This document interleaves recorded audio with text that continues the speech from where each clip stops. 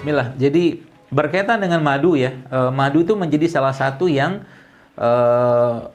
produk ciptaan Allah yang terbaik ya. Jadi kalau teman-teman baca ya, jadi kalau saya mencoba menjelaskan dengan bahasa yang lebih gampang dicerna lah ya.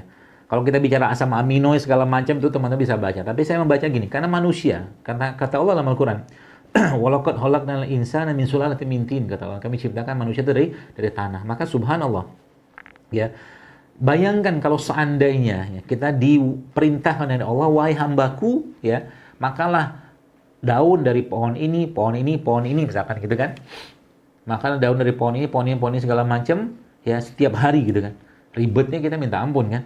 Tapi subhanallah, ya pohon itu kan, bayangkan pohonnya. Pohon itu kan dia ada akarnya, ada batangnya, ada daunnya, ada rantingnya, ada buahnya, ada kuncup bunganya. Apa yang ada pada akar itu diserap, di tanah itu diserap oleh akar, naik ke atas, sampai ke daun, sampai ke bunga, sampai ke kuncup-kuncup tadi. Maka sebenarnya, saripati dari pohon tadi itu ada pada buah atau bunganya buah tadi itu. Maka Allah Subhanahu wa Ta'ala memerintahkan pasukannya, tentaranya yang bernama lebah, untuk mengambil sarinya. Bunga tadi. Kalau bahasa sari bunga. Tapi sebenarnya sari bunga tadi adalah sarinya tanah. Dan kalau kita kembalikan pada manusia, ya, ya manusia kan diciptakan Allah dari tanah. Dan secara komponennya, ya komponen tubuh kita ini ya memang yang terbaik itu dari tanah. Maka sebenarnya madu itu adalah saripatinya manusia. Buktinya apa? Baca penelitiannya tentang kandungan madu. Ada asam amino esensialnya segala macam, banyak sekali lah yang dibutuhkan memang oleh manusia, ya. Sebagai caranya, kalau bahasa itu spare part. Kayak misalkan kita punya motor, ada bensinnya, ya. Madu itu ada glukosanya, ada fruktosanya segala macam, ya. Ada olinya segala macam. Itu komplit semua, ya. Ada pada madu, ya. Jadi madu dan kurma itu merupakan dua produk ciptaan Allah yang kalau boleh saya katakan jangan pernah tinggal tiap hari deh. Minum aja tiap hari. Tapi dalam jumlah yang tidak berlebihan. Berapa banyak minumnya? Ya standar lah. Mungkin 3 sendok makan sehari cukup, 5 sendok makan mengikuti waktu sholat juga nggak masalah.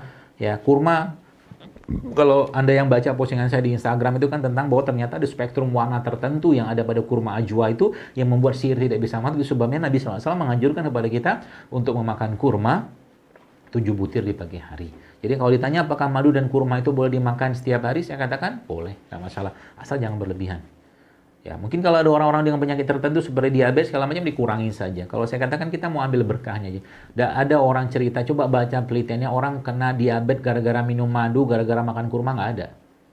Orang kena diabetes itu gara-gara kebanyakan karbohidrat, terutama karbohidrat simplet dari gula pasir, dari tepung, kan seperti itu kan sebenarnya. Atau lemak-lemak akhirnya membuat proses atau mungkin metabolisme insulinnya tidak berjalan lancar di badannya itu. Allahu a'lam bishawab. Yang kedua berkaitan dengan madu buat anak-anak di bawah tahun. Jadi gini teman-teman sekalian ya, pahamilah baik-baik. Allah menciptakan sesuatu, Allah memberikan janjinya. Apakah Allah ingin menciderai kita? Tidak mungkin lah. Bacalah penelitiannya. Apa ada bakteri yang bisa? Jadi kan selama ini kan, mohon maaf saya katakan, ini informasi saya nggak tahu dapat dari mana. Saya katakan saya lebih percaya dari apa yang Allah sampaikan, Allah firmankan dan Nabi sabdakan atau Nabi janjikan. Sudah jelas-jelas Allah menjanjikan situ ada kesembuhan. Sudah jelas-jelas Nabi menjanjikan ada kesembuhan di situ. Artinya apa? Nggak ada batasannya sebenarnya. Dan tidak mungkin ada bakteri bisa hidup dalam produk ciptaannya Allah. Maka kalau teman-teman baca itu ada yang namanya MIC, nggak salah, minimum inhibition concentration, apalah saya lupa, saya pernah baca tuh. Bahwa ternyata emang kalau madu itu diletakkan kuman tuh nggak bisa tumbuh berkembang di situ. Justru malah madu itu antibiotiknya. Nah sekarang kenapa kita melarang anak-anak dikasih minum madu? Karena informasi yang beredar dalam madu ada bakteri. Saya katakan subhanallah, bagaimana ceritanya? Dalam produk terbaiknya Allah itu berapa banyak orang kena penyakit gara-gara minum madu? Kita berani ngasih antibiotik, kita berani kasih antipiretik segala macam ke anak-anak, tapi ngasih produk ciptaan Allah, kok nggak berani sih? Kok nggak mau sih? Lebih dijamin yang mana? Kalau bahasa saya katakan seperti itu, ya. Tapi ya terserah masing-masing sih ya, saya nggak memaksakan. Kalau saya, anak-anak saya kasih aja. Selepas 6 bulan ASI, masukin aja madu ke dalam makanannya, nggak ada masalah. Asal madunya benar itu aja. Nggak ada ceritanya madu bisa atau kuman bisa hidup dalam madu. Katakan wallahi, tidak mungkin. Ya, sama juga dengan orang adalah teman dokter pernah tanya ke saya gitu kan. Saya katakan, dia tanya bagaimana dengan dosis kunyit segala macam. Saya katakan kita orang Indonesia itu minum kunyit ya paling sejempol, sejari, 2 jari gitu-gitu doang lah. Nggak berlebihan, nggak juga kita sehari itu minum kunyit setengah seperempat kilo, nggak ada. Ya secukupnya sajalah, nggak berlebihan. Dan dosis itu, dosis terapinya, dosis letal, dosis apa itu kan sangat-sangat jauh ya. Kalau misalnya kita bicara paracetamol aja, dosis paracetamol kan seingat saya sih, mungkin teman-teman buka lagi lah. Seingat saya itu kan dosis maksimum kan 5.000 mg sehari, ya 5.000 mg. 5.000 mg itu kan kalau di herbal ya, di tumbuhan-tumbuhan yang Allah ciptakan itu ya masih sangat sedikit, masih aman, nggak masalah gitu kan. Jadi insya Allah aman aja kalau saya sih ya.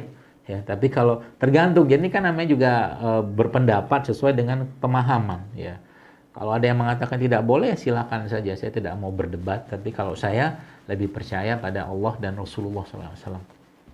Allah.